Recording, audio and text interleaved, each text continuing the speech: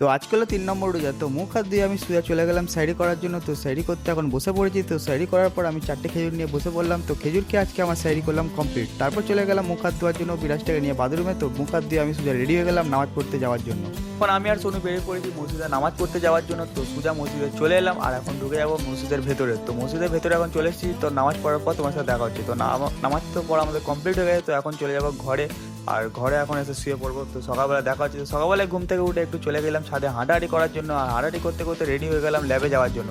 তো ভাই এখানে লেখালেখি করছি, ততক্ষণ একটু আমার ওয়েটটাকে মেপে লিখি। তো ওয়েট মাপার পর আমি সোজা বেরিয়ে পড়লাম ল্যাবে যাওয়ার জন্য। তো ফার্স্ট ল্যাবে এসে আমি কিছু রিপোর্ট কালেক্ট করে ওইগুলোকে গাড়িতে গুজে সোজা বেরিয়ে যাবো আবার একটা অন্য ল্যাবে যাওয়ার জন্য। তো অন্য ল্যাবে চলে এসেছি, সেই স্যাম্পেলগুলোকে জমা দিয়ে আমার কাজগুলো কমপ্লিট করে আমি চলে গেলাম পাঞ্জাব ব্যাংকে, কারণ ওখানে কিছু কাজ ছিল। তো পাঞ্জাব ব্যাংকের ওপরে উঠে যাবো, একটা খারাপ মেশিন দেখতে দেখতে সোজা ব্যাংকের ভেতরে ঢুকে গেছি, কিন্তু কাজ তো আজকে হলো না। ওই লেগে আমার মনটা খুব খারাপ হয়ে গেল। তো মনটাকে খুশি করার জন্য আমি এখন সোজা চলে যাবো আমার ছোট্ট পাড়া কিউট পাড়া ভাগ্নিটার কাছে একটু খেলা করার জন্য, কারণ আমি এর কাছে এলে আমার মনটা এমনিতেই খুশি হয়ে যায়। তোর সাথে খেলা করতে করতে ওকে একটু ঘোরাতে নিয়ে গেলাম। তো ওকে ঘোরাঘুরি করার পর ওর দাদির কাছে রেখে আমি সোজা চলে গেলাম বাড়ি। তো বাড়িতে এসে আমি এখন চলে যাব চান করার জন্য। তো চান করার পর আমি একটু চলে এলাম ছাদে, আর ছাদে এসে দেখি আমার দুটো ছোট্ট পাড়া বুনিগুলো খেলা করছে একটা পুরোনো যুগের ফোন নিয়ে।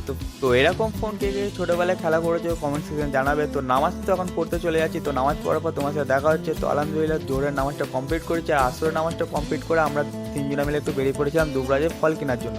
আর এখানে এসে দেখি অনেক ভিড়, তো ফলের দামও সেরকম। তো এখানে অল্প অল্প করে কিছু কিছু ফল নিয়ে আমরা চলে যাব এখন বাড়ির দিকে। তো ফাইনালি গাড়ি নিয়ে আমরা সোজা চলে এলাম বাড়ি, আর বাড়িতে এসে করতে গেলাম দাঁতন।